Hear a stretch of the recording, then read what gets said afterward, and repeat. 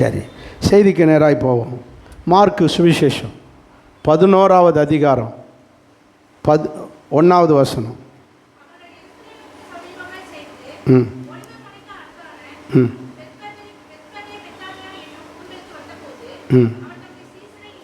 இருங்க இருங்க இருங்க, நல்லா வாசிக்கிறியே. இந்தவங்களே நிறைய எடுக்காமல் கிடக்காங்க. எடுங்க.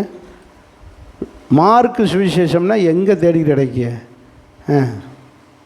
எடுங்க சிஸ்டர், மறுபடியும் வாசிங்க சிஸ்டர். எருசலேமுக்கு சமீபமாய் சேர்ந்து ஒலிவமலைக்கு அருகான பெத்பகே பெத்தானியா என்னும் ஊர்களுக்கு வந்தபோது தம்முடைய சீஷர்களில் 2 பேரை நோக்கி. சரி, எந்த ஊருக்கு வந்தார்? பெத்பகே பெத்தானியா. சரி, இயேசு இந்த பூமியிலே மனிதனாக 33 வருஷம் இருந்தார்கள். எத்தனை வருஷம்? 33 வருஷம் மனுஷனாக இருந்தார். அவர் மனுஷனாக இருக்கிறாக்காக மனுஷனாக நினச்சிடக்கூடாது. மனுஷனாக வந்தாரே ஒழிய அவர் யாராக இருந்தார்? தேவனுக்கு தேவனா. தேவன்னு நிரூபிக்க வேண்டிய இடத்துல பூரா தேவன்னு நிரூபித்தார், கடவுளாக நிரூபித்தார். மனுஷனாக இருக்க வேண்டிய இடத்துல மனுஷனாக இருந்தார். பசிக்குது, தூக்கம் வருது, களைப்பாக இருக்குது, அப்படி அழுகிறது, ஐயோன்னு கலங்கி அழுகிறது. மனுஷனை போல் என்ன செய்கிறார்? ஆவியில் கலங்கி அழுகிறாரு, கண்ணீர் வடிக்கிறாரு. மனுஷனை போல் இருக்கிறாரு, கடவுளாகவும் இருக்கிறார். செத்தவனை உயிரோடு எழுப்புறது, சப்பானி நடக்க வைக்கிறது, இப்படி கடவுளாகவும் இருக்கிறாரு, மனுஷனாகவும் இருக்கு. 100க்கு 100 மனுஷனாக இருந்தார், 100க்கு 100 கடவுளாக இருக்கு. ஏன்னா மனுஷன் செய்யக்கூடாததை செய்கிறவர் தான் யார்? கடவுள். கடவுள் மனுஷனால் செய்யக்கூடாததை, செய்ய முடியாததை செய்பவர் கடவுள். அதை செய்கிறார். அப்போ இவர் மனுஷனையும் சேர்க்க முடியல, இருக்கீங்களா இல்லையா? கடவுளையும் சேர்க்க. அப்போ தான் அவர் கடவுளுக்கு கடவுளாகவும் இருக்கிறார், மனுஷனுக்கு கடவுளாக. இந்த 33 வருஷத்தில் 30 வருஷம் பெற்றோரோடு இருந்தார், 3 வருஷம் ஊழியம் செஞ்சார். 12 சீஷர்களை செலக்ட் பண்ணி அவங்களோடு ஊழியம் செஞ்சார். அந்த ஊழியம் செஞ்சுட்டு 3 வருஷத்தில் ஊழியம் செஞ்சுட்டு கடைசி 1 வார சம்பவம் தான் இந்த சம்பவம். சிலுவையிலே மரித்த நாள் வெள்ளிக்கிழமை, அன்னைக்கு பஸ்கா பண்டிகை நாள். என்ன பண்டிகை கொண்டாடுற நாள்? பஸ்கா பண்டிகை. இந்த பஸ்கா பண்டிகை வெள்ளிக்கிழமை நடக்க போகுது. இவர் ஞாயிற்றுக்கிழமை எருசலேமுக்கு வர்றதுக்காக எங்கே வந்துட்டார்? பெத்பகே பெத்தானியா என்ற ஊருக்கு வந்துட்டார். 12 சீஷர்களையும் கூட்டிகிட்டு. எங்கே போகிறதுக்கு? எருசலேமுக்கு போகணும். அப்போ பெத்பகே பெத்தானி எங்கே இருக்குது? எருசலேமுக்கு சொல்லுங்க, சமீபத்தில் இருக்குது. எருசலேம் என்னை கவனிங்க, உங்களுக்கு புரியும். எருசலேம் என்பது ஒரு மலை, ஹில்ஸ். நம்ம ஊர் மேற்கு தொடர்ச்சி மாதிரி இவ்வளோ உயரமாக இருக்குன்னு நினைக்கக்கூடாது. சஞ்சீவி மலை மாதிரி உயரமாக இருக்கணும். அது ஒரு மேடு மாதிரி இருக்கும். எல்லாத்தையும் வீடு கட்டியிருப்பாங்க. நைட்டில் பார்த்தீங்கன்னா அந்த மலை அப்படியே பட்டணமாக ஜொலிக்கும், லைட்டிங்காக இருக்கும். அதுக்கு அடுத்து ஒரு பள்ளத்தாக்கு, எருசலேம் மலை. அதுக்கு அடுத்து என்ன? ஒரு பள்ளத்தாக்கு, இன்னொன்று பள்ளத்தாக்கு. இந்த பள்ளத்தாக்கு அடுத்து ஒரு மலை உருவாகுது. அந்த மலைக்கு பேர் ஒலிவமலை. எருசலேம் மலை, ஒலிவமலை, 2க்கு இடையில் பள்ளத்தாக்கு, இன்னொன்று பள்ளத்தாக்கு. புரியுதா? இந்த எருசலேம் மலைக்கு ஒலிவமலைக்கு இடையில் 1.5 கிலோமீட்டர். எவ்வளவு? 1.5 கிலோமீட்டர். இயேசு இங்கே சிலுவையில் மரிக்கிறதுக்கு முதல் நாள் நைட்டு எருசலேமில் சாப்பிட்றாரு. சாப்பிட்டு முடிச்சுட்டு சீஷரில் கூட்டிகிட்டு ஒலிவமலைக்கு வந்தார். அங்கே ஒலிவமலை அடிவாரத்தில் ஒரு தோட்டம், கெத்செமனே தோட்டம். என்ன தோட்டம்? அந்த தோட்டத்தில் உட்காந்து ராம் முழுவதும் என்ன செய்கிறாரு? ஜெபிக்கிறாரு. காலையில் அதிகாலையில் அரெஸ்ட் ஆகிறாரு, யூதாஸ் காட்டி கொடுத்து. ஸோ அந்த அளவுக்கு ஒலிவமலைக்கு, எருசலேமுக்கும் ஒலிவமலைக்கும் பக்கம். எத்தனை கிலோமீட்டர்? 1.5 கிலோமீட்டர் பள்ளத்தாக்கு. சரிதானா? இப்படி மலையில் இறங்கி இப்படி ஏறினா ஒலிவமலை. இந்த ஒலிவமலைக்கு வாசிங்க வசனத்தை, அருகாமையில் இருக்கிற ஒரு கிராமம் தான் பெத்தானியா. புரிஞ்சுதா? என்ன ஊர்? பெத்தானியா. ஒலிவமலைக்கு அருகாமையில். இந்த ஒலிவமலைக்கு அருகாமையில் இருக்கிற ஒரு ஊர் தான் பெத்தானியா. இந்த பெத்தானியா யாருடைய ஊர்? யோவான் 12 அதிகாரம் 1 வசனம். சீக்கிரம் நிறைய வசனம் சொல்ல வேண்டியிருக்கு உங்களுக்கு. ஸ்லோ பண்ணேன்னா நான் செய்தியை சுருக்கிடுவேன்.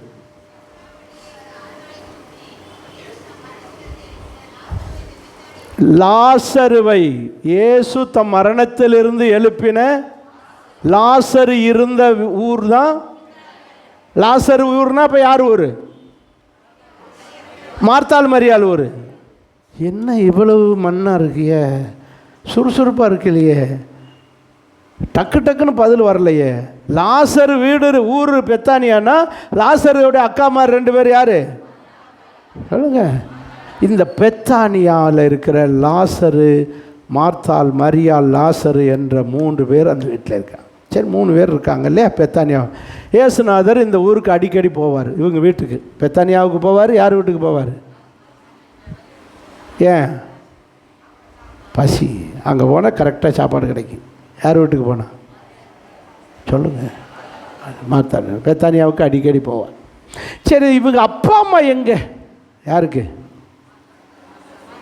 எங்கே? பிள்ளைய தானே இருக்குது. அப்பா அம்மா எங்கே தெரியாதா? மத்தேயு 26:6 சீக்கிரம் எடுங்க. லாசருடைய அப்பா எங்கே? பெத்தானியாவிலே குஷ்டரோகியாய் இருந்த சீமோன் வீட்டில் இருக்கையில். அப்போது இந்த மார்த்தாள் மரியாளுடைய அப்பா தான் சீமோன். யாராயிட்டார்? குஷ்டரோகியாய் இருந்தார். குஷ்டரோகியாய் இருந்தார். இப்போ குஷ்டரோகி ஆனதுனாலே ஊருக்கு வெளியில் இருக்கிறார்.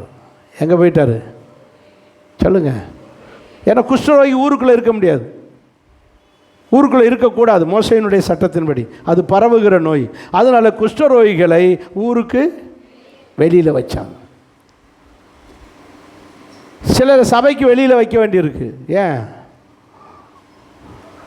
அதான் காரணம், புரிஞ்சுக்கோங்க. குஷ்டரோகி மாதிரி செயல்பட்டாங்கன்னா, குஷ்டரோகம் வராட்டாலும் குஷ்டரோகி மாதிரி செயல்பட்டவங்களும் என்ன செய்ய வேண்டியிருக்கு? ஊருக்கு வெளியில் தான் வைக்க வேண்டியிருக்கு. ஆமேன்னு சொல்ல மாட்டீங்களே, புரியுதா? சரி, மார்த்தாள், மரியாள், லாசரு, இவருடைய தகப்பன் பேர் சீமோன். இவனும் எந்த ஊர்? பெத்தானியா ஊருக்காரன். இவங்க அப்பா வியாதி, குஷ்டரோகத்தினாலே ஊருக்கு வெளியில் இருப்பான். காடுகளில் போய் இந்த வேர்களை எல்லாம் சேகரித்து இது பண்ணி பரிமள தைலம் தயாரிப்பான். என்ன தயாரிக்கும்? விலை உயர்ந்த தைலம் தயாரித்து வச்சுருப்பான். அவன் மகன் வருவான். யார்? லாசர் வருவான். கொண்டு வீட்டில் கொடுத்து விற்று காசாக்கி சாப்பிட்டுக்காங்கடா, அப்பா சம்பாதிக்க முடியலை, இங்கே இருக்கேன். அப்போ அவங்க நினச்சி அவன் கொண்டு வந்து அவங்க சம்பாதிச்சு அவங்க இந்த பரிமள தைலம் கொடுக்க சேர்த்து வச்சுருப்பாங்க. அதை விற்று சாப்பிட்டுக்கிட்டு அக்காவை நல்லா கவனிச்சிக்க, வேண்டியதை அக்காவுக்கு வாங்கி கொடுத்துக்க அப்படின்னு சொல்லிட்டு போயிடுவார். அப்படித்தான் 12ஆம் அதிகாரத்தில் இயேசு போன போது, யோவான் 12 விலையேறப்பட்ட சொல்லுங்க பரிமள தைலத்தை எடுத்து, லாசர் வீட்டில் இருந்த பரிமள தைலத்தை எடுத்து சொல்லுங்க இயேசுவின் பாதத்திலே ஊற்றினான். எப்படி வந்துச்சு இவங்களுக்கு இவ்வளோ விலையேர்ந்த பரிமள தைலம்னா? யார் சம்பாதிக்கிறது? அப்பா. அவர் காட்டிலே கிடக்கிறது. இந்த வியாதியினால் ஊருக்குள்ளே வர முடியாது. அவர் அங்கேயே இந்த பரிமள தைலத்தை செஞ்சு கொடுத்துக்கிட்டு இப்படி இருக்கார். இப்போ அவங்க குடும்ப சூழ்நிலை புரிஞ்சுதா? எல்லோரும் சேர்ந்து ஒரு அல்லையா சொல்லுவோம். ஸோ இயேசு இப்போது அங்கே ஊழியத்தை முடிச்சுட்டு பெத்பகே பெத்தானியா என்ற ஊருக்கு வந்துட்டார். எங்கே போகிறதுக்கு சொல்லுங்கள்? இது ஒலிவமலைக்கு அடிவாரம். பெத்பகே பெத்தானியா எங்கே போகணும்? எருசலேமுக்கு போகணும். எருசலேமுக்கு போகிறதுக்காக வந்திருக்கார். இப்போ இயேசு தம்முடைய சீஷர்கள்ட்ட சொல்கிறாரு. என்ன சொல்கிறாரு? சீஷர்கள்ட்ட சொல்கிறாரு. என்ன சொல்கிறாரு? 11ஆம் அதிகாரம் 2ஆம் வசனம். உங்களுக்கு எதிரே இருக்கிற கிராமத்துக்கு போங்க. அங்கே போன உடனே ஒருவரும் ஒரு மனுஷனும் ஒரு காலும் ஏறியிராத ஒரு கழுத குட்டி கட்டியிருக்க காண்பீர்கள். அதை அவிழ்த்து வாருங்க. எதை அவிழ்த்துட்டு வர சொல்கிறாரு? கழுத குட்டி அவிழ்த்துட்டு வர சொல்கிறார்.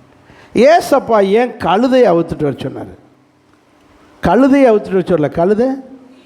கழுத குட்டிக்கு இன்னொரு பேர் இருக்குது, சொல்லுங்கள். யார் சொல்கிறா? மரி. யார் சொன்னா? ஜோரா அந்த சிஸ்டருக்கு ஒரு கைதட்டு கொடுங்க பார்க்கலாம். ஆமேன். Very good very good. Mary என்ன பேர்? மரி. கழுதைக்குட்டிக்கு என்ன பேர்? இப்போது இந்த கழுதைக்குட்டியை அவிழ்த்துட்டு வர சொன்னேன். ஏன் கழுதைக்குட்டியில் போகணும்? நீங்கள் கழுதைன்னு சொன்னாலே நம்ம ஊர் கழுதையை பார்க்கக்கூடாது. இது பொதி சுமந்து சுமந்து வயிறை தள்ளி இப்படி போகும். நீங்கள் இந்த கழுதைகளை பார்க்குற, இதை பார்த்து பார்த்தே நம்மளை கழுதைன்னு சொல்லி திட்டுறாங்க. ஏன்னா நம்ம நடக்கிறது அப்படித்தான் நடக்கிறோம். யார் மாதிரி? அந்த கழுதை மாதிரி. அதனால் கழுதைன்னு சொன்னோன்னே இந்த கழுதையை பார்க்கவே கூடாது. ஏன் அப்படி கழுதையில் எடுத்துகிட்டு சொன்னால், இஸ்ரவேல் நாட்டில் கழுதைகள் விலை உயர்ந்த பிராணி. நிறைய கழுதை இருக்கும். எங்கே? இஸ்ரேல் நாட்டில் நிறைய இந்த கழுதை இல்லை, இந்த நம்ம ஊர் பொதி சுமக்கிற கழுதை இல்லை. அந்த கழுதை குதிரை மாதிரியே இருக்கும். எது மாதிரி? குதிரை மாதிரியே இருக்கும். அதுக்கு பேர் கோவேறு கழுதை. என்னது? கோவேறு கழுதை. அது குதிரை மாதிரியே இருக்கும். ஆனால் அதை எப்படி தான் கூப்பிடுவாங்க? கழுதை. ஆனால் குதிரையை விட விலை அதிகம். எங்கே? இஸ்ரேல் நாட்டில் கழுதைக்கு என்னது சொல்லுங்க? குதிரையை விட அதிகம். குதிரையை விட கழுதை விலை அதிகம். கழுதையை விட ஒட்டக விலை அதிகம். யாருக்கு? அந்த நாட்டில். எது? இஸ்ரேல் நாட்டில் ஒட்டக விலை அதிகம். ஏன்னா ஒட்டக பால் கிடைக்குது. என்ன கொடுக்குது? ஒட்டக பால். இப்படி ஒட்டகம் நிறைய பிரயோஜனமான ஒரு பிராணியாக இருக்கும். ரொம்ப யூஸ்ஃபுல்லாக இருக்கும். சுமக்கிறது, தண்ணி கேனு தண்ணி எதில் சுமக்க வைக்க. அந்த நாட்டில் அப்படி விலை வித்தியாசம். எதை விட? குதிரையை விட விலை. கழுதை விலை. கழுதையை விட ஒட்டம். நீங்கள் யோபுடைய சொத்துக்களில் எது இருக்காது? கழுதை இருக்காதா? குதிரை இருக்காது. எது இருக்காது? எது இருக்காது? குதிரை இருக்காது. ஒட்டகம் இருக்கும். ஆனால் எது இருக்காது? குதிரை இருக்காது. சரி, அது ஒரு பக்கம் இருக்கட்டும். இஸ்ரவேல் நாட்டில் இப்படி கழுதையின் நிலை. இயேசுவை மரியாள் நரமாசமாக இருக்கும்போது எதில் தான் வந்தாங்க? கழுதையில் தான் வந்தாங்க. அவங்க அதிகமாக உபயோகப்படுத்துகிற ஒரு வெஹிக்கிள் எதுன்னா கழுதை. காஸ்ட்லியான வெஹிக்கிள், மரியாதைக்குரிய வெஹிக்கிள். சந்தோஷமா இல்லையா? சொல்லுங்க. சரி, இந்த கழுதையை இயேசு அவிழ்த்துட்டு வர சொன்னதுக்கு காரணம் என்ன? இதுக்கு காரணம் என்ன? காரணம் என்னன்னா, அந்த நாட்களிலே ராஜாக்களுக்கு முன்பே ராஜாவாக பதவி ஏற்கிறவர்கள், பதவி ஏற்க போகிறவர்கள், பதவி ஏற்றவர்கள் எதில் தான் போவாங்க? கழுதையில் தான் போவாங்க. ராஜாவாக பதவி ஏற்க போகிறவர்களும் சரி, பதவி ஏற்ற பின்பு சரி, இஸ்ரவேலிலே ராஜாவாக இருக்கிறவர்கள் எல்லாம் எதில் தான் போவாங்க? கழுதையில் தான் போவாங்க. எதில் போக மாட்டாங்க? குதிரையில் போக மாட்டாங்க. புறஜாதி ராஜாக்கள் எல்லாம் குதிரையில் போவாங்க. யூத ராஜாக்கள் முழுவதும் கழுதையில் தான் போவாங்க. நான் சொல்கிற வசனத்தை பார்க்குறீங்களா? எவிடன்ஸ் தரேன். நியாயாதிபதி புஸ்தகம் கடன்னு எடுங்க. நியாயாதிபதி புஸ்தகம். ராஜாக்கள் காலத்துக்கு முன்பு நியாயாதிபதிகள் காலம், 5ஆம் அதிகாரம் 10ஆம் வசனம்.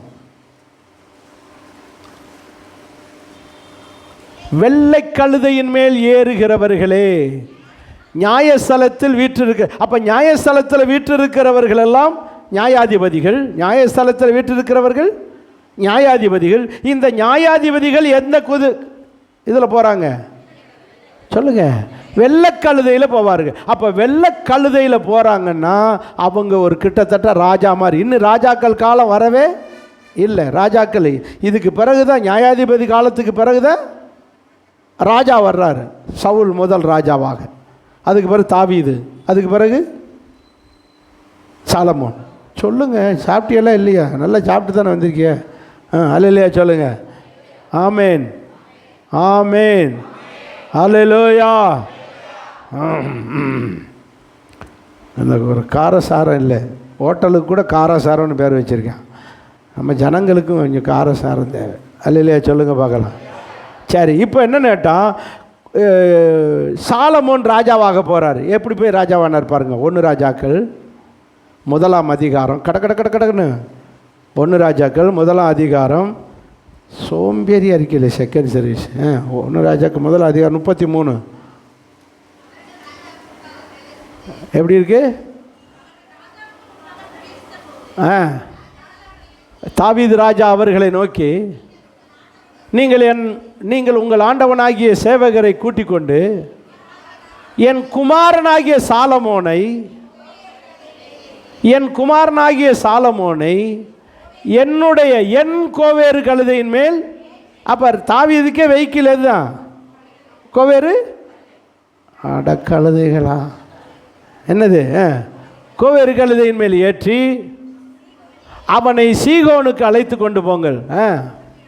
அங்கே வாசிங்க, ஆசாரியனாகிய சாதோக்குக்கும் தீர்க்கதரிசி ஆகிய நாத்தானும் அவனை இஸ்ரவேலின் மேல். எங்க ராஜாவாக போகிறான் தாவீது ராஜா, அவர் மகன் சாலமோனு ராஜாவாக போகிறான். அவர் ராஜா மகன் தம் மகனுக்கு எந்த வெஹிக்கிள் அனுப்பி வைக்கிறாரு? ஒரு ஒட்டகத்தை அனுப்பி வைக்கக்கூடாது, ஒரு குதிரை அனுப்பி வைக்கக்கூடாது.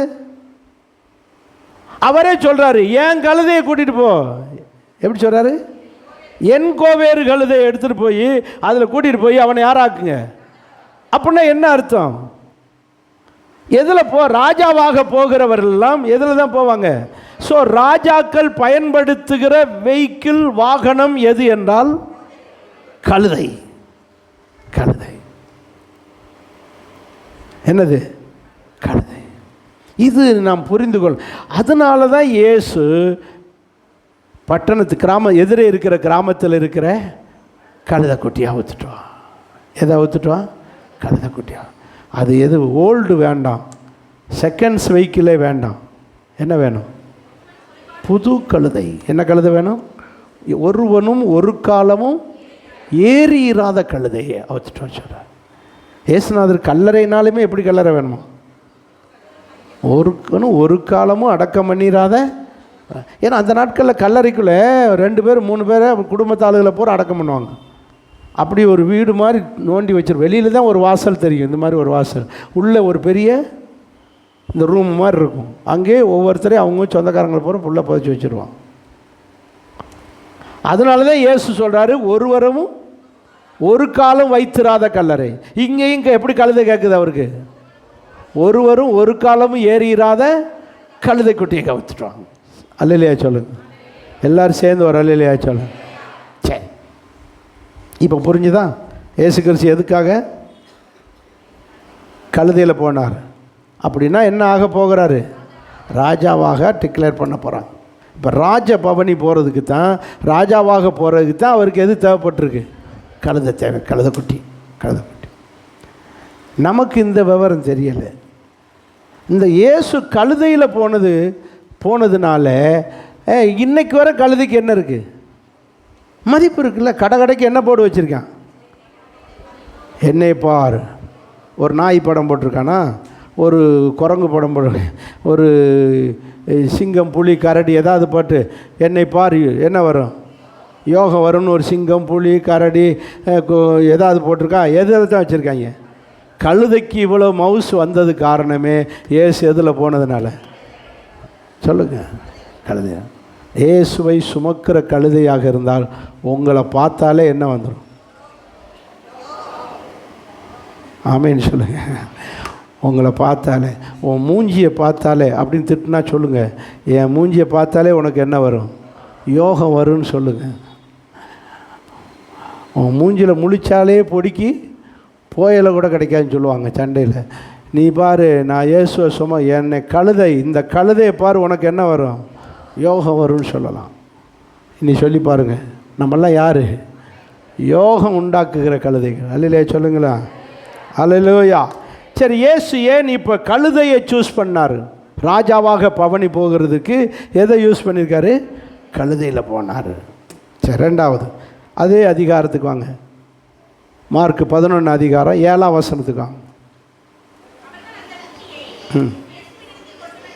எப்படி? இயேசுவிடத்தில் இந்த கழுதை குட்டியை கொண்டு வந்து அதன் மேல் என்ன போட்டார்கள்? அதன் மேல் வஸ்திரத்தை போட்டார்கள். இப்போ கழுதை அவுத்துட்டு வந்தாச்சு. அவுத்துட்டு வந்து அது மேலே என்ன போட்டாங்க? வஸ்திரத்தை போட்டார்கள். அப்புறம் அடுத்த வசனம், அநேகர் தங்கள் வஸ்திரங்களை வழியிலே விரித்தாங்க. 1-2 வஸ்திரத்தை கழுத மேலே போட்டாங்க, அப்புறம் மற்ற வஸ்திரங்களை எல்லாம் வழியிலே போட்டாருங்க. இதில் என்ன அப்படின்னா, அங்கே சொல்லப்பட்டிருக்கிறது,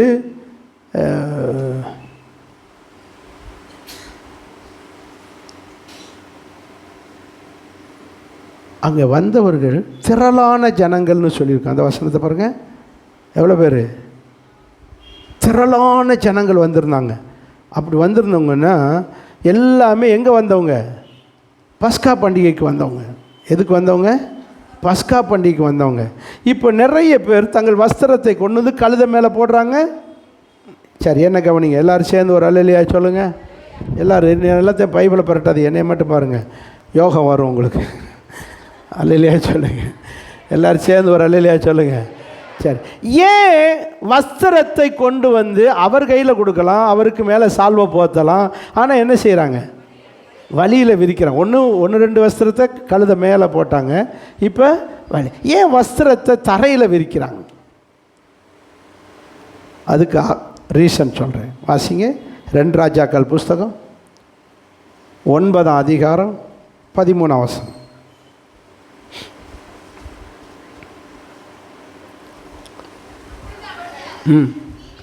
தீவிரமாய் அவரவர் தங்கள் வஸ்திரங்களை, என்ன திடீர்னு சிக்குது, சிக்காம வாசிங்க. அவரவர் தங்கள் தீவிரமாய் வந்து தங்கள் வஸ்திரத்தை படிகளின் உயரத்தில் அவன் கீழேயும் விரித்து எக்காலத்தை ஊதி யெகூ ராஜாவானான் என்றார்கள். அப்போ ராஜாவாக பதவி ஏற்க போகிறவருக்கு, சொல்லுங்க, ராஜாவாக பதவி ஏற்க போகிறவர்களுக்கு வழியிலே எதை விரிக்கிறார்கள்? அது ஒருவேளை படியாக இருந்தால் கூட படியில் என்ன செய்கிறார்கள்? கீழே வரைக்கும் வஸ்திரத்தை. பதவி ஏற்க போகிறவர்கள் தரையிலே நடக்கக்கூடாது, எதில் தான் நடக்கணும்? சொல்லுங்கள். ஒருவேளை படியாக இருந்தால் கூட படியில் என்ன விரிக்கிறார்கள்? அப்படி தான் போட்டிருக்கு. என்ன இருக்குது? படிகளின் உயரத்திலிருந்து கீழே வரைக்கும் விரித்து. அப்போ படிகளாக இருந்தால் கூட ராஜா எதில் நடக்கக்கூடாது? சொல்லுங்கள். தரையில் நடக்கக்கூடாது, எதில் தான் போடிக்கணும்? வஸ்திரம் விரித்தார்கள். அப்போ இயேசு இப்போ யாராக போகிறார்? ராஜாவாக பதவி ஏற்க போகிறார். ராஜாவாக போகிறதுனால அவருக்கு என்ன செய்கிறார்கள்? வஸ்திரம் விரிக்கிறார். அவருக்குன்னு வஸ்திரம் விரித்தது, ஆனால் அதில் போனது யார்? கழுத. Very good, very good, very good. புரிஞ்சவங்க அல்லையா சொல்லுங்கள். உண்மையிலே வஸ்திரம் விரித்தது ஏசப்பாவுக்கு, ஆனால் அதில் நடந்து போனது. அப்போ இயேசுவை சுமந்தால் நமக்கு வஸ்திரம், சொல்லுங்கள், ரெட் கார்பெட் விரிக்கப்படும், நமக்கு விரிப்பார். புரிஞ்சவங்க அல்லையா சொல்லுங்கள். அப்போ இயேசுவுக்கு கழுதையை கொண்டு வந்த நோக்கம், கழுதைக்குட்டியை கொண்டு வந்த நோக்கம், அவர் யாராக போகிறார்? ராஜாவா. இப்போ வஸ்திரம் விரித்த நோக்கம், அவர் யாராக போகிறார்? ராஜாவாக போகிறார். இப்போ புரியுதுங்களா? இன்னும் நம்ம கொடுத்தோலை இதுக்கு வாரேன். அப்பொழுது அவர்கள் என்ன செய்தார்கள்? 8ஆம் வசனத்தில்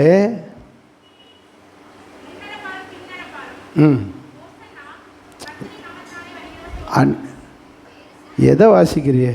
8ஆம் வசனம் 11:8. அநேகர் தங்கள் வஸ்திரங்களை விரித்தார்கள், வேறு சிலர் மரக்கிளைகளை தரித்து வழியிலே பரப்பினார்கள். அதுக்கெல்லாம் முன்னடப்பாருக்கு போயிட்டு 9க்கு 8 சொன்னேன். சத்தமாக ஒரு அல்லையா சொல்லுங்கள். அநேகர் வந்து வேறு சிலர் என்ன செய்தார்கள்? ஒரு சிலர் வஸ்திரத்தை விரிக்கிறார்கள். யார் வரப்போகிறா? ராஜா வரப்போகிறாரு, ராஜா வர்றாருன்னு சொல்லி வஸ்திரத்தை விரிக்கிறாங்க. வேறு சிலர் எதை கொண்டு வர்றாங்க? மரக்கிளைகளை போடுறாங்க. இந்த மரக்கிளைகள் தான் என்னது? இங்கே மரக்கிளைன்னு இருக்குது, நம்ம தான் என்ன பேர் வச்சுக்கிட்டோம்? குருத்தோலைன்னு வச்சுக்கிட்டோம். ஏன் இந்த மரக்கிளைகளை போட்டாங்க?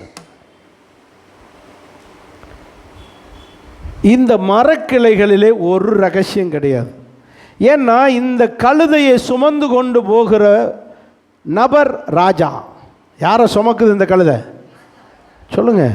இஸ்ரவேலின் ராஜாவை சுமக்கும்போது அதுக்கு திடீர்னு பசி மூடெடுத்து அல்லது சாப்பிட்ற மூடு வந்து இலைகளை கண்டவொடனே என்ன செஞ்சிடக்கூடாது, கார்பெட்டு வஸ்திரத்தை விட்டு விலகி அது பாட்டில் மேய போயிடக்கூடாது. சொல்ல போகிறீங்களா? ஸோ இந்த கழுதைக்கு ஆகாரம்தான் என்னது? மரக்கிளைகள். இன்றைக்கி பாருங்கள், நம்ம ஊரில் யானை வளர்க்குறாங்க. யானை வளர்த்து யானையை கூட்டிகிட்டு வரும்போதே கூட என்ன கொண்டு வராங்க? மரக்கிளைகளை கொண்டு வர்றாங்க. பின்னாடியே அது ஒரு வண்டியில் வந்துக்கிட்டே இருக்கும். ஏன்? அதுக்குரிய ஆகாரம் யாருக்கு? அந்த அந்த அந்த மிருகத்துக்கு. இப்போது கழுதையின் ஆகாரம்தான் எது? மரக்கிளை. அதைத்தான் நம்ம ஆட்கள் எதாக்கிக்கிட்டாங்க? குருத்தோலை, இளங்கிளைகளை அப்படி குருத்தோலையை வச்சு ஓலையை தான் தின்றது. இதுதான். மற்றபடி அந்த ஓலையில் ஒரு பிரச்சனையும் இல்லை. அது ஒரு ஓலை ஒரு பெரிய இது இல்லை. அது என்ன, கழுதை அங்கிட்ட என்ன செஞ்சிடக்கூடாது, ஓடிடக்கூடாது, ஆடிடக்கூடாது. அது ஒழுங்காக இயேசுவை சுமந்துக்கிட்டு போகணுன்னா அதுக்கு வேண்டிய ஆகாரத்தை கொடுத்தாச்சுன்னா அது பாட்டில் போய்கிட்டே இருக்குன்ற ஒரு இதில் தான் வேறு சிலர் என்ன செய்கிறாங்க, கழுதை அங்கிட்டுக்கிட்டு போகாமல் இருக்கிறதுக்கு எதை கொடுத்தாங்க? மரக்கிளைய. இதே போல் இயேசுவை சுமக்கிறவர்களுக்கு இயேசு, நீங்கள் அங்கிட்டுங்கிட்டு வேலைக்கு அலைய வேண்டாம், அந்த வேலைக்கு போய் முன்னேறிடுமா, அலைய வேண்டாம். உங்களுக்கு வேண்டிய ஆகாரம் சொல்லுங்கள், தானாக போடுவார். நீ யாரை சுமந்தா போதும்? இயேசுவை சுமந்தா உங்களுக்கு ஆகாரத்தை தருவது நிச்சயம். புரிஞ்சவங்க அல்லையா சொல்லுங்கள் பார்க்கலாம். ஸோ இதைத்தான் நம்ம ஆட்கள் பிடிச்சிக்கிட்டு அந்த குருத்து ஓலையில் ஒரு சிலுவையை செஞ்சு வச்சுக்கிட்டு அதை தூக்கி பிடிச்சிக்கிட்டு ஊர்வலம் போகிறாங்களாம். இந்த கத்தோலிக்க சபை இப்படி ப்ராட்டஸ்டன் பார்த்தீங்களா, நம்ம ஊரில் சிஎஸ்எஸ் சபையில் பழைய சர்ச்சிலேருந்து ஆரம்பித்து பெரிய சர்ச்சுக்கு கொண்டு வருவாங்க. அவங்க இப்படி ஓலையை பிடிச்சிக்கிட்டு அலைவாங்க. இங்கிட்டு கத்தோலிக், இங்கிட்டு ரோமன் கத்திரிக்கு, இது வாட்டில் இப்படி அலைங்க. எதுக்குன்னு கேளுங்க, தெரியாது. இந்த ரோமன் கத்திரிக்காரங்க இன்னும் கொஞ்சம் எக்ஸ்ட்ரீமாக செய்வாங்க. அந்த சிலுவையை கொண்டு போய் வீட்டில் வச்சுருவாங்க. அது காஞ்ச பிறகு அதை எரித்து சாம்பலாக்கி அதை எடுத்துக்கிட்டு டைங் இந்துக்கள் மாதிரி எது பூசுறது? வேளாங்கண்ணியில் அதானே பூசி விட்றாரு. அங்கே வேளாங்கண்ணி போனது இல்லைல்ல, வேளாங்கண்ணிக்கு போனால் இந்துக்கள் மாதிரி எதாக இருப்பாங்க, விபூதி வச்சுருக்காங்க. அதை வச்சு அதை எடுத்து என்ன செய்வாங்க, பூசி விடுவாங்க. அங்கே இந்த சைடு மொட்டை போடுற செக்ஷன் இருக்குது, அங்கே போனால் மொட்டை போடலாம், இங்கிட்டு வந்தால் விபூதி கிடைக்கும். ஆக மொத்தம் என்னது, இந்துக்கள் மாதிரி தான். இந்துக்கள் மாதிரி ஒரு சைடில் மொட்டை போடுறதுக்கு ஒரு சைடில் விபூதி. இது என்ன இப்படி பூசுறதுக்கு போல சிலுவையாக பூசி விட்றாங்க. இவ்வளோ தான் வித்தியாசம். அதனால தான் வேளாங்கண்ணியெல்லாம் தப்புன்றோம். அல்லையா சொல்லுங்கள். யார் வேளாங்கண்ணிக்கு போயிடாது, வேடிக்கை பார்க்க போங்க. கும்பிட்டேன் பூசினேன் வச்சேன்னு வச்சு பேயை இழுத்துட்டு வந்துடாதீங்க. அது ஒரு பெரிய பேய், கிறிஸ்தவ பேய். அல்லையா சொல்லுங்கள். அல்லேலூயா. எல்லாரும் அது பைபிள்லே வேளாங்கண்ணின்ற பேரே சொல்லுங்கள் இல்லாத ஒரு சாமியை கும்பிடுறீங்க. பைபிளில் அவங்க பைபிளில் கத்தோலிக்க பைபிளில் கூட இந்த பேரே கிடையாது, வேளாங்கண்ணின்ற பேரே கிடையாது. அப்போ எப்படி இந்த பேர் வந்துச்சு? அதுக்கு ஒரு பெரிய ஸ்டோரி நான் சொல்லித்தரேன், இன்னொரு நாளைக்கு வாங்க. இப்போ சொல்ல மாட்டேன். நீ வாட்டில் ஞாயிற்றுக்கிழமை மட்டும் வருவியே, உங்களுக்கு நாங்கள் சொல்லிக் கொடுக்கணுமா? இடையில வாங்க. வேளாங்கண்ணின்ற பேர் எப்படி வந்துச்சு அப்படின்றத சொல்லித்தரேன். அல்லையா சொல்லுங்கள். வேளாங்கண்ணி நம்ம கும்பிடக்கூடாது. இதெல்லாம் குருத்தோலை இதில் தான் வந்தது. குருத்தோலையெல்லாம் நமக்கு வேறு ஒன்று, அதில் ஒரு ஸ்பெஷலு கழுதைக்கு கொடுத்த சாப்பாடு, அவ்வளோதான். நம்ம அதை தூக்கிட்டு அலைஞ்சிக்கிட்டு இருக்கோம். இதை ஒரு பண்டிகையாக வச்சுக்கிட்டு எவ்வளோ வெரைட்டிஸு. வஸ்திரம் விரித்தார்கள், அதை சொல்லுங்கள். கழுதையை கொண்டு வந்தாங்க, அதை போய்ங்க. கழுதை திருநாள்னு வைங்க, வஸ்திர திருநாள்னு வைங்க. எது குருத்தோலை திருநாள்னு எதுக்கு வைக்கிறீங்க? ஹலோ, நம்ம வைக்கிறதில்ல, வைக்கிறவங்ககிட்ட கேளுங்க. குருத்தோலை திருநாள்னு ஏன் வைக்கிறீங்க? ஏன் வஸ்திர திருநாள் வைங்க, கழுதை திருநாள் வைங்க. ஆமேன், ஆமேன், ஆமேன், அல்லேலூயா. என்னால் யோசித்து பாருங்கள். பிள்ளையாருக்கு வாகனம் பெருச்சாலி. யார்? நம்மளாம் இந்து குடும்பத்தில் தானே வந்திருக்கோம். சொல்லுங்கள், பிள்ளையாருடைய வாகனம் எது? பெருச்சாலி. அவர் ஏறி உட்கார்ந்து அது என்ன கதி ஆகுன்னு யோசித்துக்காங்க. சரி, விட்டுருங்க. ஒவ்வொருத்தர் முருகனுக்கு வாகனம் மயில், ஒவ்வொரு சாமிக்கும். மாடனுக்கு வாகனம் பன்றி, சொடலை மாடனுடைய வாகனம் இது பன்றி, அதுக்கு பிடிச்சது. இது நாய், ஒரு சாமிக்கு பேர் என்னது நாய், ஒரு சாமிக்கு பேர் குரங்கு, ஒரு சாமிக்கு பிடிச்சது பன்றி. இப்படி ஒன்று ஒரு மிருகத்தை பிடிச்சிக்கிருச்சுங்க. ஆக மொத்தம் எல்லாமே எதை விட்டுருச்சுங்க? கழுதையை விட்டுருச்சுங்க. ஏன் இப்படி கழுதையை விட்டுருச்சுங்கன்னு எத்தனையோ அப்படித்தானே. கிருஷ்ணனுக்கு பசுமாடு, மாடு அது இதுன்னு ஆளுக்கு ஒன்று சாமியை பிடிச்சிக்கிருச்சு, ஒவ்வொரு மிருகத்தை பிடிச்சிக்கிரு. எல்லா பிசாசுகளும் ஒவ்வொரு மிருகத்தை வச்சுருக்கு. எதை மட்டும் விட்டுருச்சுங்க? ஏன்? இயேசு சுமந்ததுனால். அதுகளுக்கு கழுதையே பிடிக்காது. ஆனால் இப்போ கழுதையை பார்த்தா தாண்டா உங்களுக்கு யோகம்னு சொல்லி வச்சுட்டாரு. அல்லையா சொல்லுங்க. இயேசு சுமந்ததுனால், இயேசு கழுதையை சுமந்ததுனால் கழுதையை மதிக்காமல் போனார்கள். இப்போ கர்த்தர் அதை மதிக்க வச்சிட்டார். ஆமேன்னு சொல்லுங்க. இன்னைக்கு பாருங்க, எல்லா பாலை விட கழுதை பால் தான் விலை. நான் சொல்ல பொய்யா? எங்கள் தெருவில் கழுதையை வச்சுக்கிட்டு கழுதைப்பால் 100, 500, 100, 500, 200 சொல்லிக்கிட்டு போகிறான். 500, 100 கிராம். எப்படா கழுதைப்பால், இந்த கழுதைக்கு இவ்வளவு விலையா? கழுதைப்பால் அவ்வளவு மருத்துவ குணம் இருக்குது. எப்படி இதெல்லாம் வந்துச்சு? யாரை சுமந்ததுனா? இயேசுவை சுமந்து பாருங்கள், உங்களுக்கு மதிப்பு தானாக வரும். யாருக்கு மாதிரி? கழுதைக்கு மாதிரி. அல்லையா சொல்லுவோமா? ஸோ இது குருத்தோலை ஞாயிறை விட என்ன ஞாயிறுன்னு சொல்லணும்? கழுதை ஞாயிறுன்னு பேர் வச்சா நல்லா இருக்குன்னு நான் நினைக்கிறேன். சரி, அல்லையா சொல்லுவோமா? சரி, இப்போது கழுதையை கொண்டு வந்தாச்சு, கழுதை மேலே வஸ்திரத்தை விரிச்சாச்சு, கழுதை நடந்து போகிறதுக்கு வஸ்திரத்தை விரிச்சாச்சு, கழுதை மேலே ஏசப்பாவை ஏறி சொல்லுங்கள் உட்கார வச்சாச்சு. கழுதை இப்போ ஸ்டார்ட் பண்ணுது. ஸ்டார்ட் அப்படின்றாங்க. ஜனக்கூட்டம் திரளாய் வந்து நிற்கிறார்கள். எப்படி வந்திருக்காங்க? திரளான ஜனங்கள். வேத பண்டிதர்கள் சொல்கிறாங்க 2.5 லட்சத்துலேருந்து 3.5 லட்சம் பேர் வரைக்கும் கூடியிருப்பார்கள்ன்றாங்க. ஏன்னா எல்லாரும் எங்கே வர்றாங்க? பஸ்கா பண்டிகை. யூத மத சட்டம், மோசே மூலம் எழுதி கொடுக்கப்பட்ட சட்டத்தில் ஒவ்வொரு ஆண்மகனும் பஸ்கா பண்டிகைக்கு எங்கே வந்திருக்கணும்? எருசலேமுக்கு வந்திருக்கணும். 8 நாள் கொண்டாடுவாங்க பஸ்கா பண்டிகை. எத்தனை நாள்? 8 நாள். இதைத்தான் முஸ்லீம்கள் 40 நாளாக கொண்டாடுறோம். 30 40 ரம்ஜான் 40 நாள் கொண்டாடுவாங்க. இவர் எத்தனை நாள்? யூதர்கள் 8 நாள். 8 நாள் பகலில் சாப்பிட மாட்டாங்க, நைட்டு மட்டும்தான் சாப்பிடுவாங்க. யார்?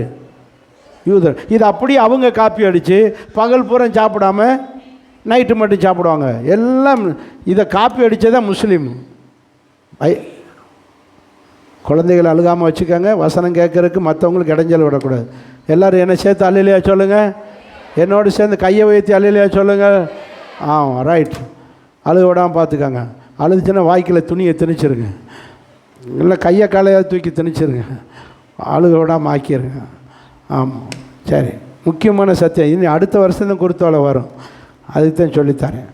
இப்போ கவனிச்சிட்டீங்களா? இப்போது ஏசப்பா கழுதையில் ஏறி உட்காந்துட்டார். கழுதை புறப்பட போகுது.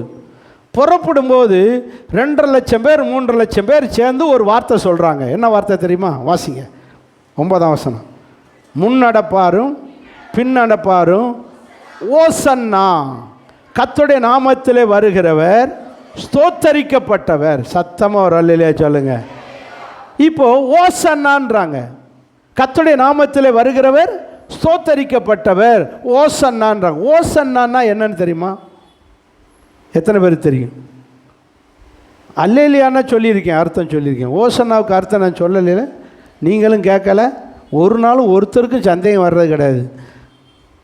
நீங்கள் எங்கிட்ட சந்தேகத்தை கேட்டால் தானே. ஓசன்னான்னா அர்த்தம் என்னன்னு என்னைக்கு நீங்களும் கேட்கல, நானும் சொல்லலை, இன்னைக்கு சொல்லிடுறோம். ஆமேன்னு சொல்லுங்க. ஓசன்னான்னு அர்த்தம் தெரியுமா? ஓசானா ஓசானா. பாட்டு மட்டும் நல்லா பாடிச்சு, அர்த்தம் என்னன்னே தெரியாமல் பாடுறோம். பரலோகம் உறுதி. பேதையாக இருக்கிற உங்களுக்கு பரலோகம் உறுதி. ஓசன்னான அர்த்தம் என்ன தெரியுமா? வாசிங்க 118 சங்கீதம் 25 வசனம் 26 வசனம். 118 சங்கீதம் 25 26. கர்த்தாவே இரட்சியும், கர்த்தாவே காரியத்தை வாய்க்க பண்ணும். அதுக்கு அடுத்து கர்த்தருடைய நாமத்தில் வருகிறவர்.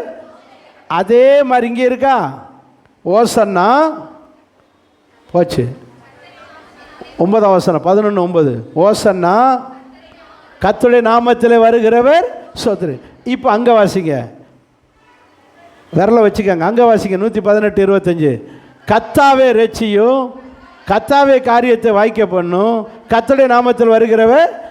அப்போ இந்த ஓசனை எபிரேய மொழியில் கர்த்தாவே இரட்சியும்னு இருக்கு இல்லையா, இதே வார்த்தை எபிரேய வார்த்தை தான் ஓசனா. இங்கேயும் ஒரே வார்த்தை தான் எபிரேய வார்த்தை. மார்க்கு 11:9 ஓசன்னான்னு எழுதியிருக்கு இல்லையா, இந்த வார்த்தையும் எபிரேய வார்த்தையும் கர்த்தாவே இரட்சியும் என்ற எபிரேய வார்த்தையும் ஒரே வார்த்தை தான். அர்த்தம் கூட இல்லை, ஒரே வேர்டு, ஒரே வார்த்தை தான். அங்கே கர்த்தாவே இரட்சின்னு மொழிபெயர்த்து எழுதி வச்சுருக்காங்க, இங்கே ஓசனான்னு எழுதி வச்சுருக்காங்க. புரிஞ்சவங்க மட்டும் அல்லையா சொல்லுங்க. ஓசன்னா என்ற வார்த்தை கர்த்தாவே இரட்சியும் என்று ரெக்வெஸ்ட் பண்ணுகிற வார்த்தை, வேண்டுதல் வார்த்தை. அது அர்த்தம் தெரியாமல் இன்னைக்கு துதியின் வார்த்தையாக மாறிடுச்சு. ஓசானா உன்னதத்தில் ஓசானான்னு ஆராதிக்கிற வார்த்தையாக போயிடுச்சு. அது உண்மையான அர்த்தம் சொல்லுங்க, கர்த்தாவே எங்களை இரட்சியும். இப்போ புரியுதா ஓசனான்னு அர்த்தம் என்ன? கர்த்தாவே இரட்சியும், இதுதான் அதனுடைய சரியான அர்த்தம்.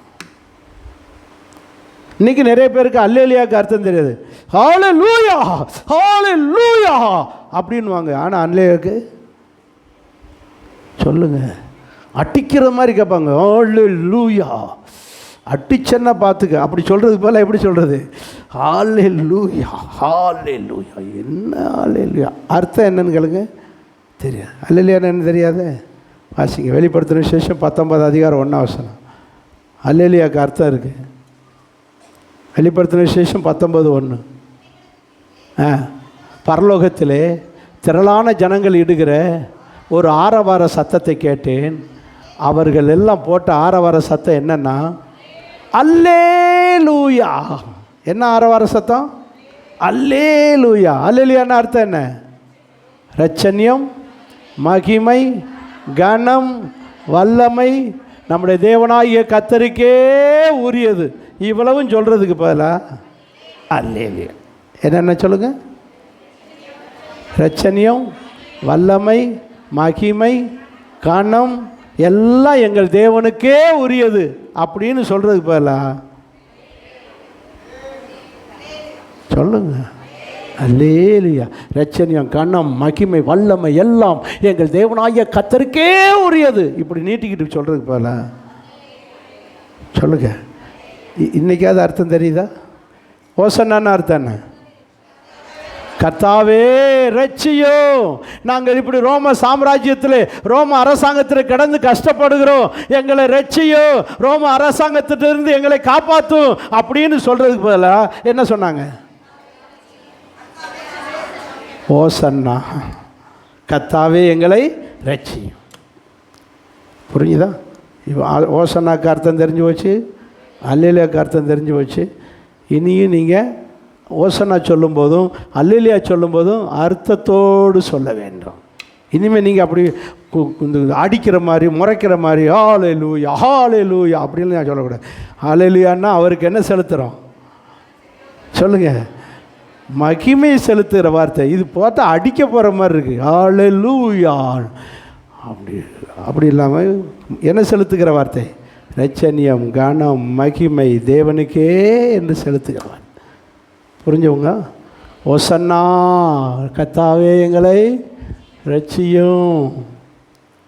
எங்களை ரட்சியும். அவங்க ரோம அரசாங்கத்திலேருந்து ரட்சிப்பை கேட்டாங்க. நாம் இந்த சாத்தான் தொல்லையிலிருந்து எங்களை ரட்சியும். வீட்டில் ரொம்ப பிள்ளைகள் தொந்தரவு பண்ணுறாங்களா, ஓசன்னான்னு சொல்லிடுங்க. ஆண்டவரே, இந்த பிள்ளைகள் தொல்லையிலேருந்து என்னையே வீட்டுக்காரர்கள் தொல்லை பண்ணுறாரா குடிச்சிட்டது, அல்லது உங்கள் மனைவி ரொம்ப தொல்லை பண்ணுதா, நீங்கள் திட்டுறதுக்கு பதிலாக என்ன சொல்லிடுங்க, ஓசன்னா இவ தொல்லையிலேருந்து என்ன செய்யும் சொல்லுங்கள், இவர் தொல்லையிலேருந்து என்னை ரட்சியும்னு சொல்கிறதுக்கு பதிலாக டீசெண்டாக எப்படி சொல்லிடுங்க. இன்றைக்கிலேருந்து அவருக்கு புரியாது, என்ன இப்போ திடீர்னு ஓசனா சொல்கிறாளே, இவன் என்ன இன்றைக்கி ஓசனா சொல்கிறாருன்னு அதுகளுக்கு அர்த்தம் புரியாது. உங்களுக்கு இன்றைக்கி ஒரு டெக்னிக் தெரிஞ்சு போச்சு. இன்னுமே என்ன செய்யலாம், கத்தாவே இந்த மனுஷன்ட்டு இருந்து என்னை ரட்சியும்னு சொல்கிறதுக்கு பதிலாக என்ன சொல்லிடுறது, சொல்லுங்கள் ஓசன்னா அப்படின்ட்டா முடிஞ்சு போச்சு. சண்டை வராது, அவருக்கும் புரியாது உங்களுக்கும் புரியாது. பேசுவாங்க அலையிலையா சொல்லுவோமா, அலையிலோயா. சரி, குருத்தோலை ரொம்ப நல்லா போகுதுல, குருத்தோலை ஞாயிறு. சரி, ரைட்டு. இப்போ ஜனங்க சொல்கிறாங்க, கர்த்தருடைய நாமத்தில் வருகிறவர் ஸ்தோத்தரிக்கப்பட்டவர். அடுத்து அந்த வசனத்தினுடைய கண்டினியூ பாருங்கள். கர்த்தருடைய நாமத்தில் வருகிற நம்முடைய பிதாவாகிய தாவீதின் ராஜ்யம் ஆசீர்வதிக்கப்படுவதாக, தாவீதின் ராஜ்யம் ஆசீர்வதிக்கப்படுவதாக. அப்புறம் உன்னதத்திலே ஓசன்னா, அப்படின்னா உன்னதத்திலே இருக்கிறவரே எங்களை ரட்சியும். அந்த அர்த்தம் புரியுதா? உன்னதத்திலே இருக்கிறவரே, உன்னதத்தில் இருக்கிறது யாரு? பிதா.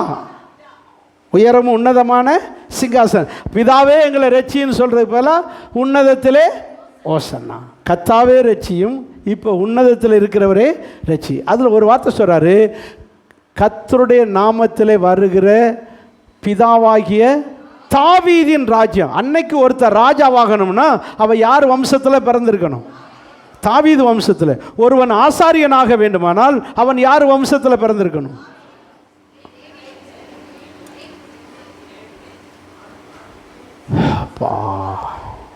ஆரோனுடைய வம்சத்தில் பிறந்திருக்கணும். ஆசாரிய ஊழியம் யார் தான் செய்ய முடியும் சொல்லுங்க? ஆரோன் தான் ஆசாரிய ஊழியம் செய்ய முடியும். ஆரோன் தான் ஆசாரிய ஊழியம் செய்ய முடியும். ஆசரிப்பு கூடாரத்தில் லேவியர்கள் ஊழியம் செய்வாங்க. ஆனால் ஆசாரியனாக பரிசுத்த ஸ்தலத்திலும் மகா பரிசுத்தலத்திலும் யார் மட்டும்தான் ஊழியம் செய்ய முடியும்? ஆரோனுடைய குடும்பம் மட்டும். ஆசாரியனாக வேண்டுமானால் யார் குடும்பத்தில் பிறக்கணும்? ஆரோன் குடும்பத்தை. ராஜாவாக வேண்டுமானால் தாவீது குடும்பத்தில் பிறக்க வேண்டும். சத்தம் ஒரு அல்லேலூயா சொல்லுங்க. ஆமேன். சரி, நேரமாகுது. நீங்கள் வேறு ரொம்ப டக்கு டக்குன்னு பதில் சொல்ல மாட்டேன்றீங்க. புரிஞ்சுதா? ரைட். இப்போது தாவீதின் ராஜ்யம் ஆசீர்வதிக்கப்படுவதா? அப்போ இந்த நம்ம ஏசப்பாவை யாருடைய வம்சமாக பார்க்குறாங்க? தாவீதின் வம்சத்தில் வருகிறவரே இந்த ராஜ்யத்தை இவர் மூலம் எங்களுக்கு கட்டி இந்த ரோம ராஜ்யத்திலிருந்து ரோம அரசாங்கத்திலிருந்து எங்களை விடுவியும் ரட்சியும், விடுவியும் ரட்சியும் என்று அவர்கள் ஓசனை சொல்கிறாங்க. இன்னொரு வசன வாசியம் உங்களுக்கு புரியும். மத்தேயு சுவிசேஷம் 21:9. முன்னடப்பாரும் பின்னடப்பாரும் எத்தனை ஜனங்கள்? நான் சொன்னேன்ல, எத்தனை லட்சம் பேர்? 2.5 லட்சம் பேர், 3 லட்சம் பேர், 3.5 லட்சம் பேர். திரளான ஜனங்கள். முன்னடப்பாரும் பின்னடப்பாருனா கழுதைக்கு முன்னாடி ஒரு கூட்டம், கழுதைக்கு பின்னாடி ஒரு கூட்டம். இயேசு கழுதையில் உட்கார்ந்துருக்காரு. முன்னாடி போகிற கூட்டம் பின்னாடி இருக்கிற கூட்டம் சேர்ந்து சொல்லுது, தாவீதின் குமாரனுக்கு ஓசன்னா அர்த்தம் என்ன? தாவீதின் குமாரனே எங்களை ரட்சியும். இப்போ புரியுதா? இப்போ புரியுதா? தாவீதின் குமாரனே எங்களை ரட்சியும் அப்படி சொல்கிறாங்க. ஏன்னா நீ தான் ராஜாவாகணும், தாவீதின் குமாரனே நீ போய் ராஜாவாகணும், ராஜ பொறுப்பை ஏற்க போகணும். அதனால தான் கூட்டிகிட்டு போகிறாங்க. எதில்? பவனியில் போகிறாங்க. நீ போய் ராஜாவா பொறுப்பெடுக்கணும். அங்கே இருக்கிற பிலாத்து தேசாதிபதி ஆகிய பிலாத்தை அடித்து விரட்டி விட்டுட்டு நீ என்ன செய்யணும்? அந்த அரண்மனையில் நீ உட்காரணும். ராஜ அரண்மனையில் நீ தான் இருக்கணும். ஆகவே தாவீதின் ராஜ்யம் ஆசீர்வதிக்கப்படுவதாக, தாவீதின் குமாரனே எங்களை ரட்சியும் அப்படின்ற போல என்னது? ஓசன்னா, ஓசன்னா. எல்லாரும் சேர்ந்து அல்லேலூயா சொல்லுவோம். சரி, யோவான் சுவிசேஷம் 12:13. சீக்கிரம் சீக்கிரம். குருத்தோலைகளை பிடித்து கொண்டு அவருக்கு எதிர்கொண்டு போகும்படி புறப்பட்டு, ஓசன்னா, கர்த்தருடைய நாமத்திலே வருகிற இஸ்ரவேலர்களின் ராஜா சோத்தரிக்கப்பட்டவர். புரிஞ்சுதா? எல்லாரும் சேர்ந்து ஒரு அல்லேலூயா சொல்லுங்க. மகிமைப்படுத்தப்பட்ட, சோத்தரிக்கப்பட்டவர்னு என்னது? பிரைஸ் த லார்ட் அப்படின்னு அர்த்தம். துதி, சோத்திரம்னு என்ன அர்த்தம்? பிரைஸ் த லார்ட், துதிக்கப்படத்தக்கவர், துதிக்கப்படத்தவர், சோத்தரிக்கப்பட்டவர். இப்போ என்னன்னு கேட்டால், இஸ்ரவேலின் ராஜான்றாங்க. யாரை? நேற்று வரைக்கும் மரியா மகன், இவன் தச்சனுடைய குமாரன் அல்லவா, இவன் மரியாளுடைய குமாரன் அல்லவா, இவன் யோசே, இவங்க யாக்கோபு இவருடைய சகோதரன் அல்லவா அப்படின்னு இவரை மதிக்காமல் இருந்தவனுங்க இப்போ என்ன பட்டம் கொடுக்க ஆரம்பிச்சிட்டாங்க? இஸ்ரவேலர்களுக்கே ராஜாவாக இருக்கிறவரே என்று அவரை இஸ்ரவேலர்களின் ராஜாவாக்கிறார். யூதர்களின் ராஜா, ராஜா பட்டம். அதனால தான் இயேசுவை சிலுவையில் அறையும் போது மேலே என்ன எழுதி வச்சாங்க? இவர் யூதர்களின் ராஜா. இப்போ ஆரம்பித்தது இந்த பட்டம் குருத்தோலையில் 5 நாளைக்கு முன்னாடி. அல்லேலூயா சொல்லுங்க. சரி, இப்போது இயேசுக்கு பவனி போகிறாரு. முன்னடப்பார் பின்னடப்பாரும் ஓசனா சொல்கிறாங்க. கர்த்தருடைய நாமத்துக்கு வருகிறவருக்கு ஓசனான்றாங்க. தாவீதின் குமாரன்றாங்க. தாவீதின் ராஜ்யம் ஆசீர்வதிக்கப்படுவதாக. அப்புறம் இஸ்ரவேலின் ராஜான்றாங்க. இப்படி கோஷத்தை போட்டுக்கிட்டு 2 கிலோமீட்டர் தானே, 1.5-2 கிலோமீட்டர் தானே போய் சேர்ந்துட்டாங்க. எங்கே வந்துட்டாங்க? எருசலேமுக்கு வந்துட்டாங்க. பெத்பகே பெத்தானியாவில் இருந்து ஒலிவமலைக்கு பக்கத்துலேருந்து அங்கே வர்றதுக்கு எத்தனை கிலோமீட்டர் சொன்னேன்? 1.5-2 கிலோமீட்ரு. 1.5 கிலோமீட்ரு. அந்த பெத்தானியா ஊருக்கு ஒரு 1/2 கிலோமீட்டர் வச்சுக்கோங்க. வந்துட்டாங்க. இப்போ எருசலேமுக்குள்ளே வந்தாச்சு. இப்போது எருசலேமுக்கிட்ட வந்த உடனே, எருசலேம் பட்டணத்துக்குள்ளே நுழைஞ்ச உடனேயே ஒரு ஜங்ஷன் இருக்குது. என்ன இருக்குது? ஒரு ஜங்ஷன் இருக்குது. முச்சந்தி. எப்படி? முச்சந்தி வந்த உடனே நம்ம ஊரில் ஒரு முச்சந்தியை விட மாட்டான். இந்த தடியங்காயை பூரா கொண்டு வந்து அங்கே தான் உடச்சி நம்மளை எத்தி விட்டு கீழே விழுக வைப்பாங்க. ஆனால் உண்மையிலேயே சத்தானது எது சொல்லுங்கள்? நீங்கள் லேசாக நினைக்காதீங்க. தடியங்காயன்னா இந்த வெள்ளை பூசணி. என்னது? வெள்ளை பூசணி மாதிரி ஒரு மருத்துவ குணம் கொண்டது வேறு எதுக்குமே இல்லை. டெய்லி பச்சையாகவே 2 பீஸ் சாப்பிட்டாலே உங்களுக்கு நிறைய நோய் போயிடும் அப்படின்னு ஒரு சித்த டாக்டர் சொல்கிறார். இந்த கல்லடப்பு, இப்படி நிறைய நீரழிவு நோய்கள் எல்லாம் போயிடும். எதுக்கு? இந்த நல்ல பொருளை பூரா ரோட்டில் உடைக்க வைக்கிறது தான் பிசாசு வேலையை. தேங்காயை கொண்டு வந்து தேங்காய் மாதிரி குட் கொலஸ்ட்ரால் வேறு எதுக்குமே இல்லை. நல்ல கொலஸ்ட்ரால் தேங்காய் தான் இருக்கிறதுலே நல்ல கொலஸ்ட்ரால். ஆனால் இந்த சனிங்க சாப்பிட விட மாட்டேன்றான். கொண்டு வந்து எங்கே உடைக்க வைக்கிறான்? ரோட்டில் பூரா வண்டி புறப்பட்டு போனால் உன் வண்டியை எடுத்துகிட்டு போ, எதுக்கு கொண்டு வந்து உடைச்சி போட்டு போடுற? தேங்காயை பூரா ரோட்டில் உடைக்கிறான். பூசணிக்காயை தரியங்காயை ரோட்டில் உடைக்கிறான். நெய்யை கொண்டு போய் தீயில் ஊற்றுறான். பார்த்தீங்களா? ஐயர் நெய்யை கொண்டு போய் தீயில் ஊற்றுறான். பாலை கொண்டு போய் கல்லில் ஊற்றுறான். நல்ல சத்தானதை பூரா மனுஷனை சாப்பிட விட மாட்டேன்றாங்க. இதுதான் யாருடைய திட்டம்? சாத்தானுடைய திட்டம். பாலை குடிக்க விட மாட்டேன்றான், நெய்யை சாப்பிட விட மாட்டேன். நல்லதை பூரா மனுஷன் அனுபவிக்க விடாமல் ஆக்கிறதே இந்த பிசாசனுடைய கொள்கை. நீங்கள் என்னை விட்டு வைக்காதீங்க. அல்லையே சொல்லுங்க. சரி, இப்போ என்னன்னு கேட்டால், இந்த முச்சந்தி என்னது சொல்லுங்கள்? முச்சந்தி வந்துருச்சு. இப்போ எருசலேமுக்குள்ளே கழுதை வந்துருச்சு. ஏசப்பா சுமந்துக்கிட்டு வந்துருச்சு. வந்த உடனே ரைட் சைடில் திரும்பினா 200 அடி. எருசலேம் ஸ்கெட்ச் பார்த்தா தெரியும். 200 அடி. 200 அடினா எங்கள் வீடு மாதிரி, எங்கள் வீட்டுக்கும் சர்ச்சுக்கிழமை. இந்த ரைட் சைடில் 200 அடியில் பிலாத்துடைய அரண்மனை, தேசாதிபதியுடைய அரண்மனை இருக்குது. ஜனங்கள் கிட்ட எருசலேமுக்குள்ள நுழைய நல்ல ஆக்ரோஷமாக கத்துறானுங்க. யார்? இஸ்ரவேல் ஜனங்க கத்துறாங்க. ஏன்னா ரெடியாக எடுத்துட்டேன். அருவாலையெல்லாம், அருவா கம்பு எல்லாம் எடுத்துட்டாங்க. போய் ஒரே போடு. யாரை போட? பிலாத்துவை அடித்து தள்ளிட்டு யாரை போய் உட்கார வைக்கணும்? ஏசப்பாவை ராஜாவை உட்கார வைக்கணும், சிங்காசனத்தில் வைக்கணும். இதோட ரோம சாம்ராஜ்யத்தை நம்ம தேசத்தை விட்டு என்ன செய்யணும்? விரட்டிடணும் அப்படின்னு ஆர்வத்தோடு அவன் ரெடி ஆகிட்டான். இப்போ கழுதை ரைட் சைடில் திரும்புறதுக்கு பதிலாக லெஃப்டில் திரும்பிடுச்சு. ஏன்னா இந்த முச்சந்தியிலிருந்து 1 கிலோமீட்டர் தூரம், கிட்டத்தட்ட நம்ம பழைய பஸ் ஸ்டாண்டு தூரத்தில் தான் இருக்குது தேவாலயம். இருக்கு தேவாலயம். இப்போது இயேசு கழுதை எப்படி திருப்பிட்டார்? லெஃப்டில் திருப்பி போகுது, அது வாட்டில் சர்ச்சுக்கு போகுது. இவங்களுக்கு பூரா புஷ்ஷுன்னு ஆகி போச்சு. யாருக்கு? இந்த ஜனங்களுக்கு பூரா கோபம். இயேசுநாதரை புகழ்ந்த வாய் இப்போ பூரா இயேசுநாதரை என்ன செய்யுது? இவரெல்லாம் ஒரு கிறிஸ்து நம்புனம்பார், இவர் போய் ராஜா அப்படியே திட்டுறான், வைக்கிறான், இவனுக்கு போய் ஓட்டு போட்டோம் பாரு முதலமைச்சர் ஆக்கிறதுக்கு. இந்த பாய் போய் இப்படி சாராயத்தை அவுத்து விட்டு விட்டானே, இந்த மாதிரி ஒரே அப்படின்னு சொல்லி நான் ஸ்டாலினை சொல்லலை, அது மாதிரி திட்டுறது தெரியுது. அப்படியே இப்படி பண்ணுறாரு, இப்படி ஒரே கஞ்சா கடையை பூரா திறந்து விட்டு விட்டாரு அப்படின்ற மாதிரி திட்டுறது மாதிரி திட்டீர்னு இவங்க வாய் பூரா யாரை திட்ட ஆரம்பிச்சிருச்சு? ஏசப்பா. இப்போ வண்டி எங்கே போகுது? நேர தேவாலயத்துக்கு போகுது. ஏன் போனார்? எதுக்கு தேவாலயத்துக்கு போனார்? இந்த 2.5 லட்சம் பேர் அப்படியே நின்றுட்டான். இப்போ போய் இவங்க 2.5 லட்சம் பேரும் போய் இப்போ பிலாத்து அரண்மனை அடிக்க முடியும். அடிச்சுட்டு யாரை ராஜாவாக உட்கார வைக்கிறது? இவர் தான் இங்கிட்டு போகிறாரு பிச்சுக்கிட்டு. அதனால் அவங்களுக்கு கோபம்.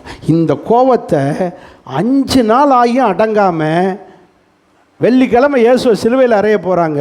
அதே பிலாத்துக்கிட்ட என்ன சொன்னாங்க தெரியுமா? வாசிங்க வாசிங்க வாசிங்க.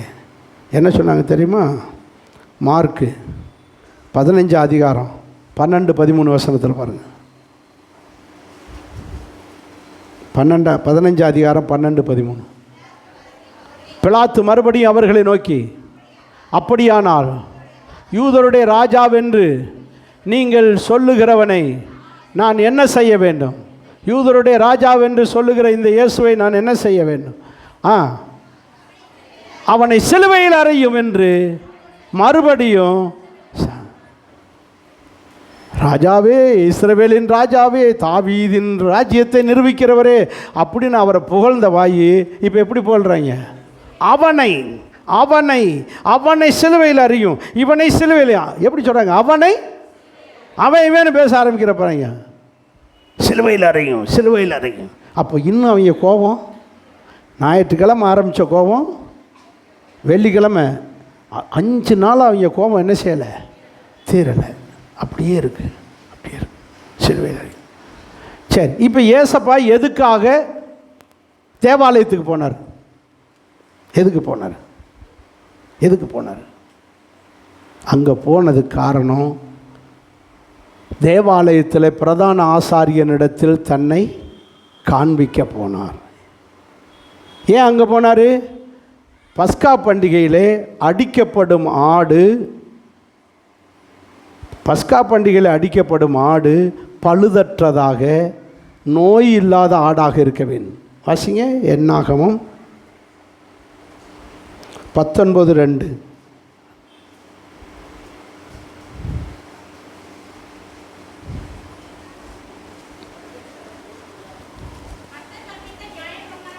நியாயப்பிரமாணமாவது பழுதற்றதும் ஊனமில்லாததும் நுகத்தடிக்கு உட்படாததுமான கிடாரியை உன்னிடத்தில் கொண்டு வரும்படி இஸ்ரவேல் புத்திரருக்கு சொன்ன. அப்போது ராஜா ஆசாரியனிடத்தில் கொண்டு போய் காட்டும்போது அது பழுதற்றதாக இருக்கணும், ஊனமில்லாததாக இருக்கணும். அப்படி ஒரு கிடாரி தான் யார்? ஏசு போய் நிற்கிறார். நான் வந்திருக்கேன் பழுதற்ற ஆட்டுக்குட்டி, என்னை செக் பண்ணிக்க, என்கிட்ட எந்த ஒரு பழுதற்றது என்று காண்பிக்கத்தான் எங்கே போயிருக்கார்? இன்றைக்கி காமிச்சாச்சு, வெள்ளிக்கிழமை பலியாக்க போகிறார். அதனால தான் ஞானஸ்தானம் கொடுக்கும்போதே யோவான் இதைத்தான் பேர் வச்சார். 1 அதிகாரம் 36. யோவான் 1:36. 36